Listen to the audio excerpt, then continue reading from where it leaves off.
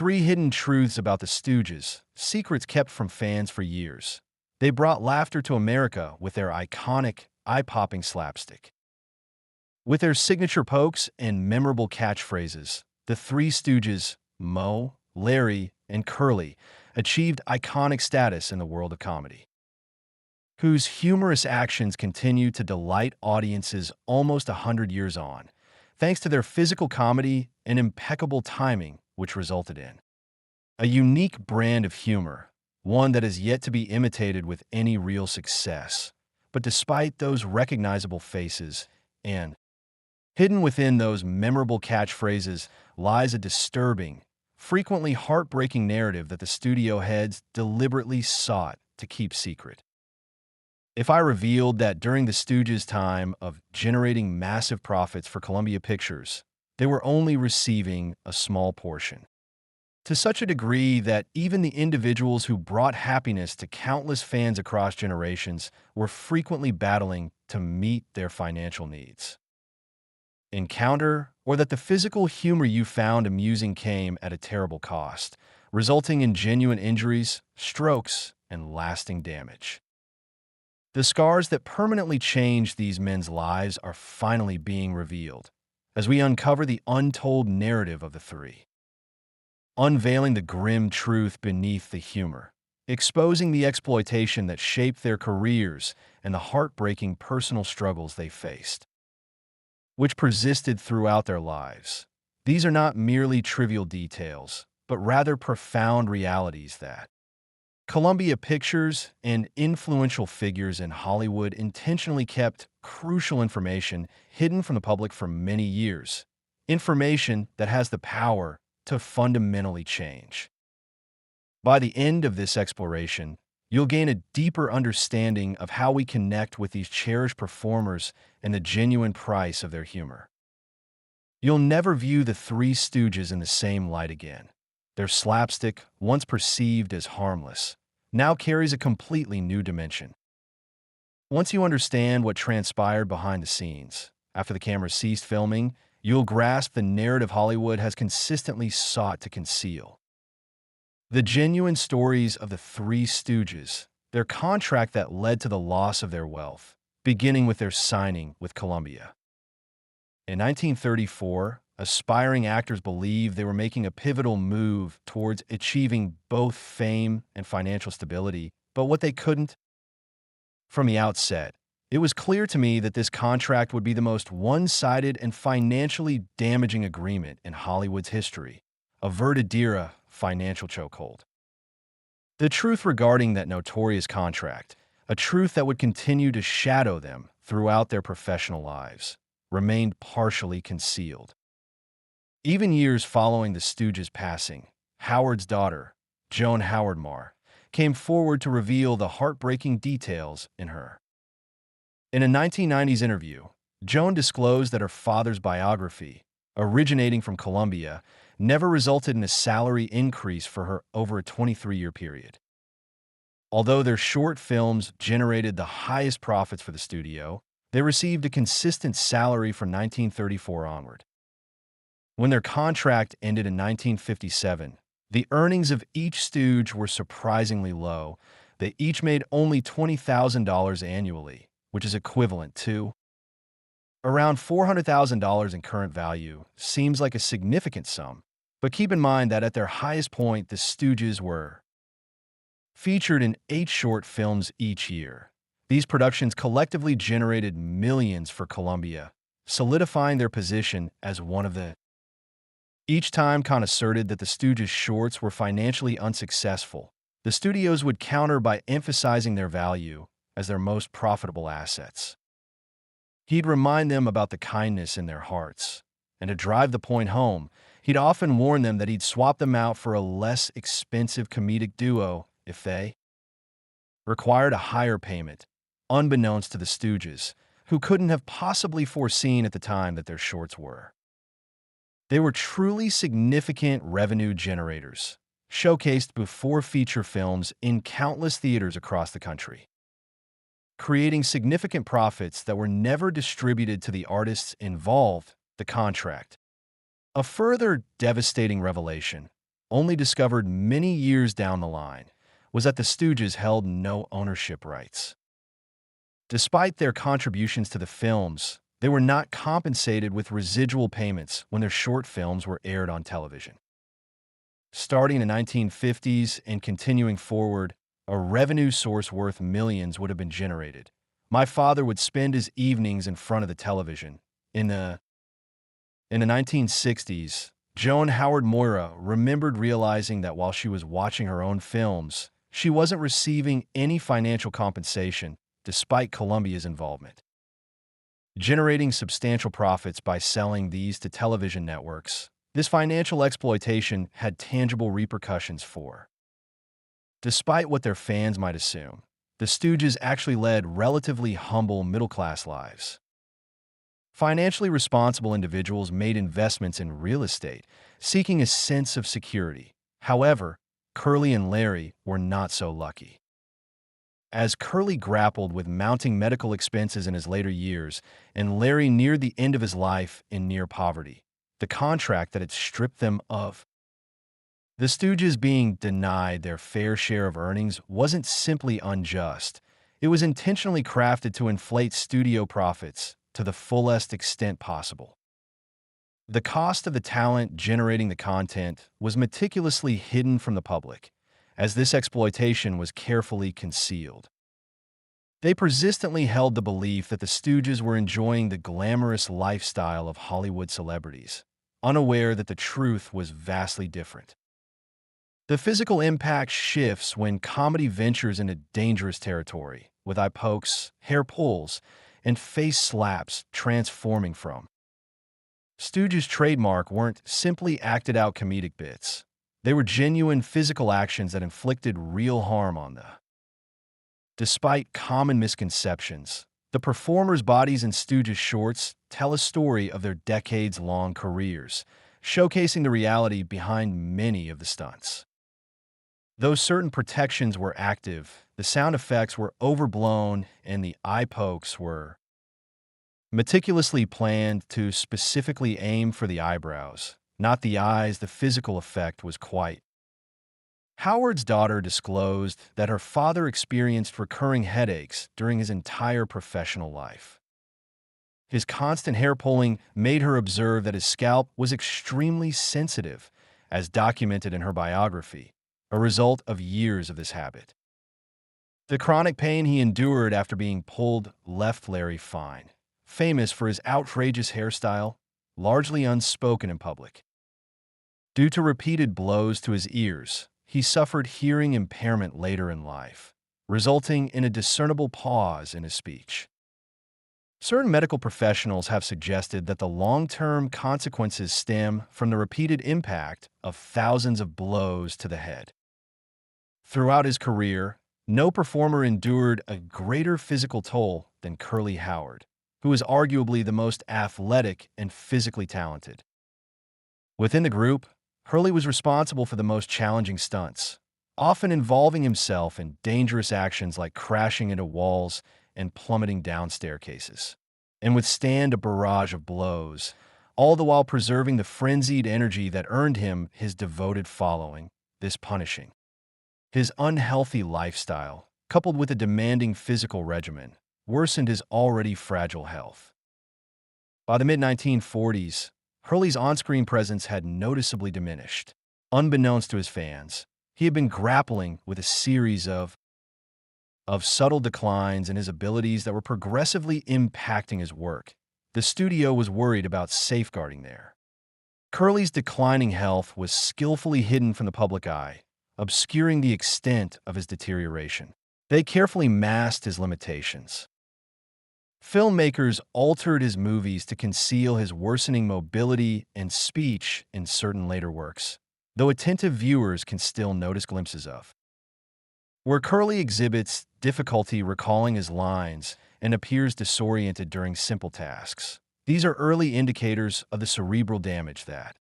His career ultimately came to an end in 1946 due to a severe stroke that forced Curly's retirement from the act. It wasn't a sudden occurrence. It was the result of years of overlooked warning signs that were intentionally concealed.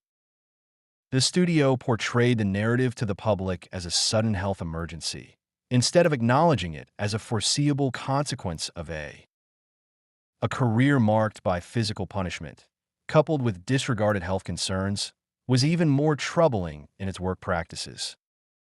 In contrast to modern productions with their rigorous safety measures and dedicated stunt coordinators, the Stooges shorts were shot rapidly and on a limited budget. Numerous falls, bumps, and crashes were executed without sufficient safety measures, according to Jules White.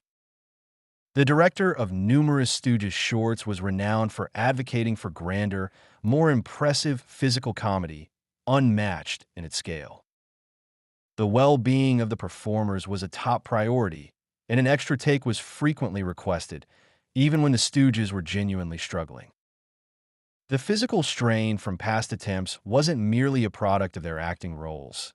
It was a tangible reflection of, within the studio system, performers were seen as expendable, and the Stooges were no exception, regarded as easily replaceable assets. Instead of artists whose well-being had to be shielded when Curly became unable to perform, his brother S.H.M.P. stepped in. After S.H.M.P.'s passing, Joe Besser stepped into his role, subsequently replaced by Curly Joe Dorita. The message was unambiguous. The show had to continue, no matter the human sacrifice, and that sacrifice was intentionally kept secret from the fans who chuckled at what they perceived his brand of harmless slapstick comedy as a tragic mask, hiding the true depths of Curly's downfall, a tragedy that consumed all the Stooges, especially Jerome.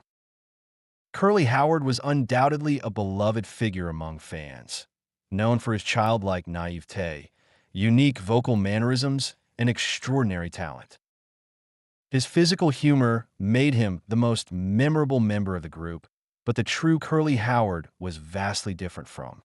While his public image portrayed a tragic figure, the true depths of his personal struggles remained hidden from the public during his most prominent years.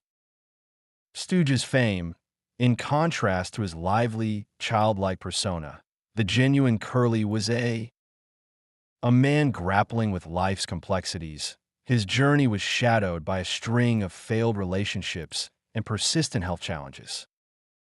While his performances exuded an aura of carefree happiness, behind the scenes Curly frequently grappled with melancholy and insecurity. In interviews, Howard's daughter disclosed that her uncle was highly self-conscious about his looks during his youth. Jerome Howard was widely regarded as handsome, boasting a thick mane of dark, wavy hair that he cherished. The tale of his transformation into a curly-haired character sheds light on his insecurities, particularly following the departure of the original third Stooge, Ted Healy. When Jerome was hired to take over the role shortly before their initial film, Healy happened upon Jerome and commented that Jerome was considered too dashing and refined for comedic roles, so when he was instructed to shave his head, he was utterly heartbroken, but continuously transformed, forever changing his look and, in many aspects, his very sense of self, that head. Joan Howard Marer stated that shaving was a distressing experience for him, as he believed it made him less appealing to women, which subsequently led to persistent insecurity permeated his life, leading to a troubled personal sphere. Information regarding his multiple marriages was kept secret from his admirers. Curly was married 4 times, with his first 3.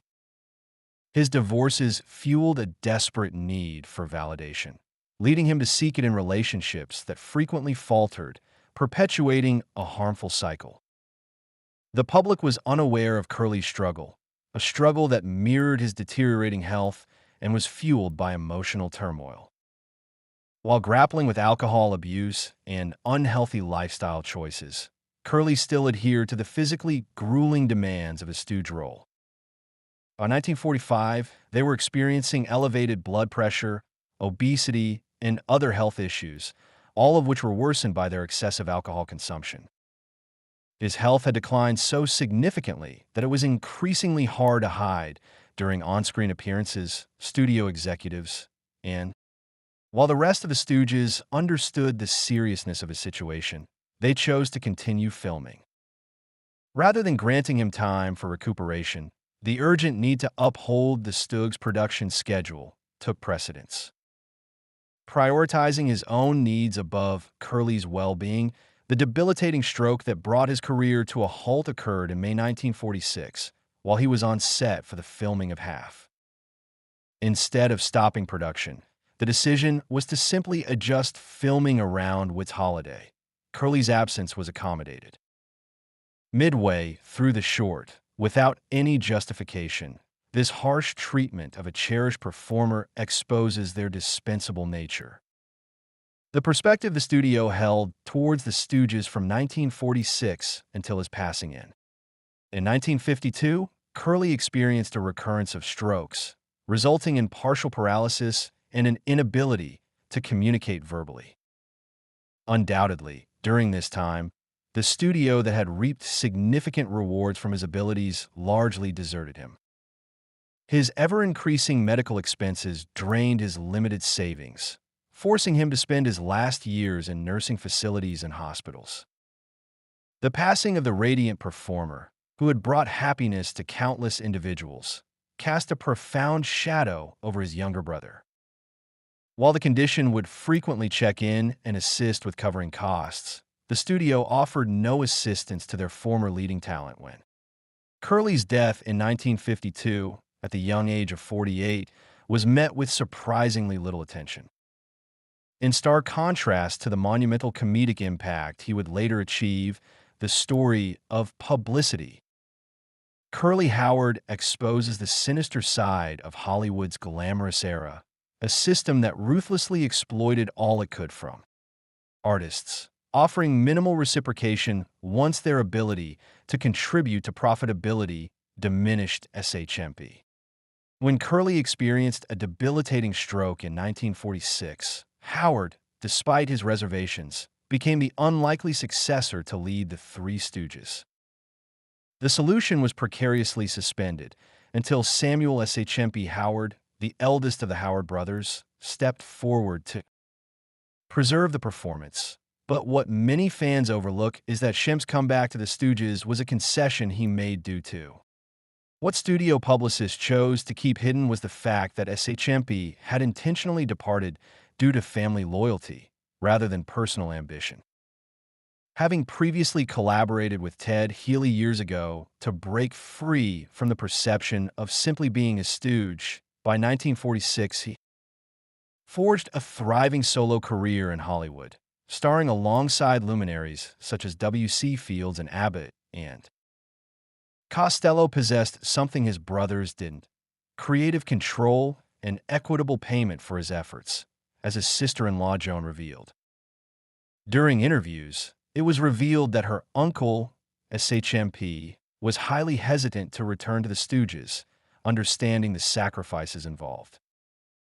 She highlighted the benefits of independence, creative control, and improved compensation, but he was also aware that if he didn't intervene, his brother Mo and Larry risked losing their jobs. This hesitation is what sometimes makes SHMP seem less eager in. Compared to his time with the Stooges, his solo career showed he wasn't merely stepping into his brother's shoes. He was giving up his own well-earned success. One career opportunity held the key to rescuing the family business, making the sacrifice all the more heartbreaking because SHMP. He was aware that comparisons to the cherished Curly, often negative, were inevitable. Fan mail from that era reveals that audiences often criticized SHMP for lacking the comedic appeal of his younger sibling, putting him in a difficult position. Studio promotional materials for the seasoned performer consistently ignored this truth, opting instead to highlight SHMP's comeback. Viewing it as a natural progression instead of the career compromise it actually represented, Columbia, they persisted in taking advantage of the Stooges, keeping them bound by the same unjust contract stipulations, while SHMP continued to receive a meager salary. Even though Curly faced these difficulties, he still managed to appear in 77 short films with the Stooges from 1947 to 1955, receiving payment for his work. Throughout this era, he grappled with various health problems that remained undisclosed to the public. His condition was characterized by high. He was preoccupied with his blood pressure and lived with the ever-present dread of suffering a stroke, just as his brother Curly had on November 22, 1955. While out with friends, enjoying a boxing match, SHMP suffered a fatal heart attack while riding in a taxi. He was only 60 years old. More unsettling was the studio's response to SHMP's passing, as Four Stooges cartoons were still obligated under their existing contract. For the Colombian releases, director Jules White relied on a body double and incorporated existing SHMP footage to finish the films. These counterfeit SHMP shorts, now infamous, exemplify one of the most dishonorable ways to treat a departed individual. In Hollywood history, this performer was so significant that even a proper mourning period wasn't granted. Mo and Larry were told they had to locate a substitute fast or risk their contract being canceled. Shampower's story, his sacrifice, his ongoing battle to break free from his brother's dominance, and the exploitative practices he endured, even after his passing, exemplifies one of the most hidden aspects of the Stooges' history, intentionally kept out of sight by studio publicity, which favored a more straightforward and appealing story about the popular comedy duo, focusing on Larry Fine, often overlooked as the middleman, while Curly remains. While Mo was the undeniably popular and recognizable leader, Larry Fine was in many respects the unsung driving force behind the Three Stooges.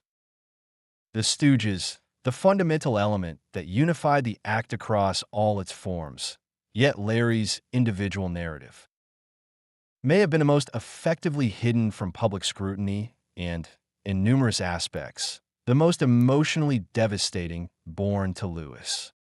In Philadelphia, Larry's journey to becoming a stooge started following a childhood mishap that nearly had disastrous consequences. His life took a dramatic turn when he was just 4 years old. He suffered a severe burn to his arm from acid in his father's jewelry store, an incident that left his parents deeply concerned. To mend his injured arm, he sought solace in violin lessons, a form of therapy that unexpectedly blossomed into a path shaped by this childhood misfortune. His musical journey, ultimately propelling him to vaudeville and a pivotal encounter with the Howard brothers, contrary to the Howards, with their existing family ties within the situation, were at least partially connected, while Larry, on the other hand, always remained an outsider. Moe's daughter was similarly disconnected. Indicated that despite a strong familial connection between her father and uncles, Larry occasionally experienced a sense of isolation within the. My father and his siblings had a special shorthand, she explained, noting that Larry was always somewhat. Despite their close friendship and professional collaboration, a sense of professional isolation set in for Larry, a situation that was further intensified by Mo Howard's gambling addiction, a deeply destructive pattern, remained completely concealed from the public eye as he diligently invested his. While Larry's real estate ventures brought in modest earnings, offering his family a degree of financial stability, he suffered significant income losses at the racetracks. Larry's daughter remembered her father occasionally wagering and losing a whole week's worth of earnings in a single card game. An afternoon at Santa Anita Racetrack revealed the extent of his gambling problem, a struggle that had plagued him despite his years of fame as a celebrated performer. Larry. He had practically no savings or investments, in stark contrast to the financially responsible Mo. Despite his celebrity status, he lived a life of financial struggle, paycheck to paycheck. The studio publicists portrayed the Stooges as equals, but behind the scenes, the situation was quite distinct in this case. as both the on-screen leader and the act's business representative held significant influence over the majority of the. Larry, possibly because of his financial anxieties, seldom questioned these choices, even when he felt they were unwarranted. Acting in his best interests following Columbia's sudden termination of their agreement in 1957. Larry, close to 55 years of age, found himself with depleted savings and limited future opportunities, in contrast to M.O., who, with his real estate investments at risk, Larry confronted the possibility of destitution. The ensuing period was marked by a deliberate. Hidden within the annals of official history, Larry briefly held the position of bartender to support himself, capitalizing on his fame. To maintain the facade of a thriving career, despite the reality of a deeply embarrassing decline, this downturn was deliberately hidden from the public. The Stooges had diligently preserved the successful personas of their performers throughout their surprising resurgence.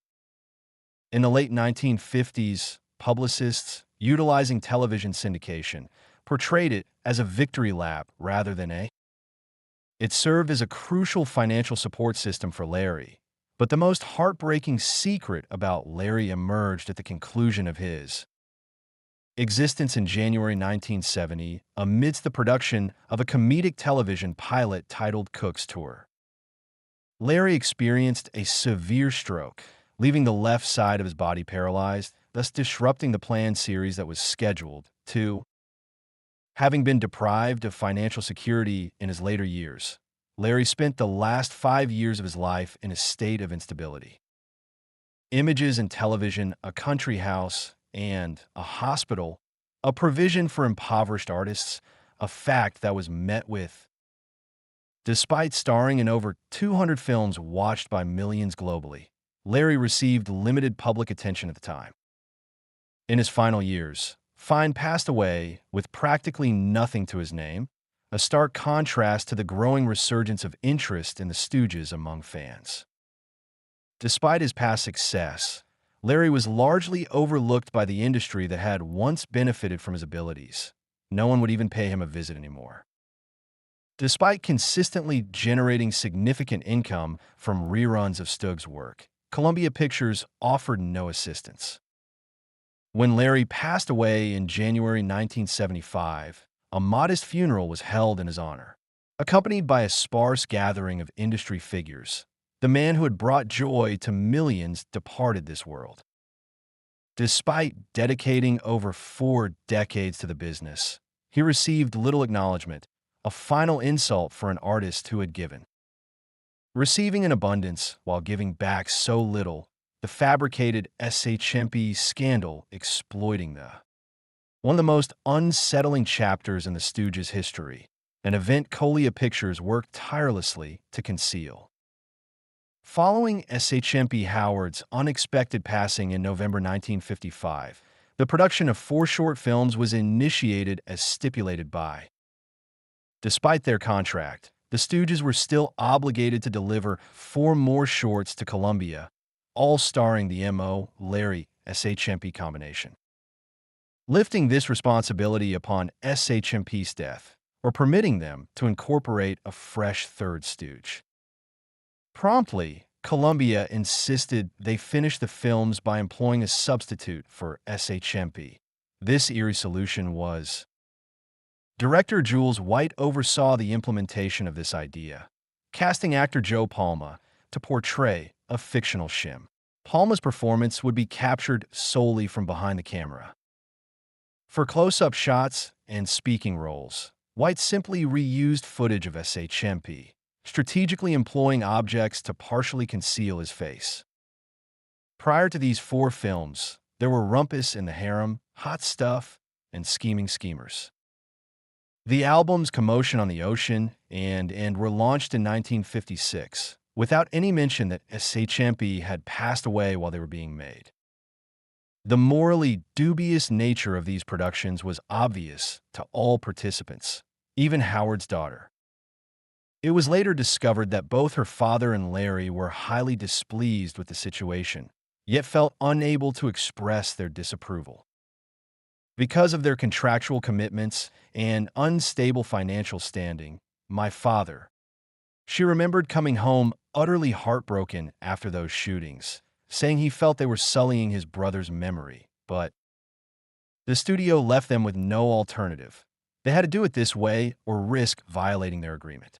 What intensifies this exploitation is what's concerning is that Columbia could have simply freed the Stooges from these commitments or permitted them to incorporate. Joe Besser, destined to become the third Stooge sooner than anticipated, was involved in the decision to fabricate these phony SHMPs. The focus on financial gain was paramount, with the completion of pre-agreed-upon content taking precedence over honoring the memory of a departed performer. This widespread practice became so infamous within the industry that it gave rise to the term shimping, which is now used to characterize the act of. Substitutes were hired to perform in place of an actor who was unavailable, as directed by Sam Raimi. A fervent admirer of the Stooges, who later popularized the term in his own inexpensive films, highlights what the fabricated SHMP incident demonstrates is Columbia Pictures' complete lack of respect for both the Stooges and their fans was evident in the studio's willingness to manipulate a late performer's brother, still mourning, into taking part in a deception and intentionally mislead the. This exploitation marked a disturbing new depth in Columbia's mistreatment of the Stooges, proving that even in their passing, the performers were seen solely as tools for profit, with no regard for their well-being or value beyond their monetary worth. Respect and ethical considerations surrounding Joe Besser and Curly Joe's roles as replacements for the original Three Stooges, along with the hidden hardships they faced following Shemp Howard's departure. Facing yet another turning point, the Three Stooges encountered a demand from Columbia Pictures that they persist in their act. The addition of Joe Besser to the cast in 1956, and subsequently, following the group's departure from Columbia, Curly Joe. Dorita's emergence in 1958, however, presented these substitutes with obstacles and humiliations. Hidden from public view, Joe Besser, a well-known comedian recognized for his androgynous you persona. The crazy you catchphrase entered the act hesitantly, though fans didn't know that Besser only took on the role after. He bargained for a special clause in his contract, ensuring he would be exempt from the physical punishment that had previously been a part of. Stooge's defining characteristic wasn't simply a matter of personal choice. It stemmed from his deep care for his wife, who had recently experienced a heart attack, and he couldn't afford an injury that would sideline him from his role as her caretaker, a position he held dear to director Jules White and the Columbia executives. Though frustrated, the Stooges had little alternative. Their contract stipulated new material, and Besser was their sole established asset. A comedian agreed to collaborate with the failing act at that juncture, leading to a diluted rendition of the Stooges. In the classic dynamic between Larry and Besser, Larry frequently endured more criticism to make up for Besser's secure contractual position. The reality behind the scenes, which remained unacknowledged publicly, was that the 16 shorts made with Besser were devoid of the characteristic frenzied energy. The energy from past endeavors had waned, leading to a creative slump that Columbia attributed to the Stooges rather than to any other factor. After Columbia ultimately terminated the Stooges' contract in 1957, Besser departed the act, having adhered to the restrictions they had agreed to. Despite his reluctance to travel and a pressing need to stay home, what followed was one of Hollywood's most surprising resurgences. Although the complete narrative was altered for public release, Columbia, which had abruptly dismissed the Stooges. Starting in 1958, they began airing their classic shorts on television, which resulted in a surge of new fans and unforeseen outcomes. The team's popularity surged, prompting the addition of Curly Joe Dorita to join Mo and Larry, aiming to capitalize on the growing demand fueled by television. However, Dorita's story uncovered a further layer of exploitation that had been hidden from the public eye, even amidst the revival. The Stooges were stepping into the most financially successful period of their career, with thriving live shows and booming merchandise sales, but Dorita was hired as an employee, forgoing the status of a full partner and opting for a salary instead of an equal portion of the expanding. This setup fostered an uneasy atmosphere within the team, despite publicity photos featuring three. The business truth was that, despite being seen as equals, Mo and Larry held onto the reins and the biggest share of the earnings. Although he became the representative for the Stooges, attracting a new wave of young fans, he never reached the level of financial stability he desired. The disparity in recognition became evident in 1970, following Larry's stroke, which brought his performing career to a halt. Dorita and Mo tried to move forward with a new teammate, Emil Sitka, but their attempt was unsuccessful. After serving as a stooge for 12 years, exceeding even Curly Howard's time with the group, Dorita found himself unexpectedly without financial support or a defined path forward. Even in retirement, the ultimate disrespect came in the form of merchandise bearing his image continuing to be sold. Despite Stooges' shorts with Dorita still being broadcast on television, complex contractual obligations resulted in him receiving a meager amount. Earnings from the continued use of his likeness and performances up until his passing in 1993, Curly Joe Dorita was largely overlooked by the entertainment world and even by a significant number of Stooges enthusiasts who primarily concentrated on Curly's earlier work. And SHMP erased his contributions, the ones that breathed new life into the team and exposed them to a fresh audience. Saw limited recognition, serving as a final illustration of how the comedy industry frequently overlooked the very individuals who. Columbia Pictures' 1957 television revival, the truth behind their comeback, proved successful enough to generate profits, leading to the termination of. After 2 decades and 190 comedic shorts, the Stooges' contract ends with Mo at 60, Larry at 55, and Curly at 49. Joe Besser, by the time of his tenure with the team, was viewed as a vestige of a past era, according to studio publicity representatives. While the dismissal was presented as a natural end to a successful period, internal documents unveiled a more brutal reality. Columbian executives thought the Stooges were past their prime and no longer had commercial appeal. The subsequent events were revolutionized the entertainment industry, although not as commonly depicted, with Columbia aiming to capitalize on its extensive library of content. The decision to license Stooges' shorts to television stations for content distribution wasn't driven by a desire to revive or reinvigorate the Stooges' career amounted to nothing more than a strategy to generate extra income from their existing resources without any need for new production. What has been intentionally hidden in many reports is Columbia's reaction to this occurrence, despite. While the studio generated millions from television licensing, it kept all of that profit, leaving the Stooges without a share. The agreement they entered into in 1934 did not grant them any rights to residual payments, a customary element in contemporary contracts. Entertainment agreements, though they were not included in their Depression-era contract, Mo Howard's daughter disclosed the. It was a painful truth that my father would observe the ratings, seeing the Stooges' short films consistently ranked as the most popular shows during their designated times, aware that Columbia was reaping huge profits while he and Larry were battling to stay afloat financially. This television revival presented a cruel twist of fate, an ultimate insult after years of mistreatment and exploitation. While Stooges' fame soared to unprecedented levels, the performers themselves, Mo and Larry, were struggling financially. Seizing the chance their newfound attention offered, they brought on Curly Joe Dorita and hit the road touring.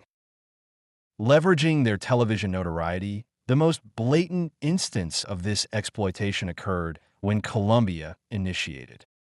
Colorizing certain Stooges shorts in the 1980s, years after the majority of the comedy troupe had died, resulted in the creation of newly implemented licensing charges and merchandising prospects, none of which proved advantageous to the performers' heirs because of the original contract stipulations were negotiated by Norman Moore, Moe's son-in-law, who subsequently took charge of the Stooges' business dealings and ultimately managed to obtain. While they held the reins on merchandising rights, the bulk of the revenue created by the team's efforts still primarily went to. When we acknowledge the Stooges' lasting fame today, it's the studio, not the creators or their descendants, that deserves the credit. It's crucial to acknowledge that this legacy came with a heavy price for the performers, a truth that was deliberately hidden.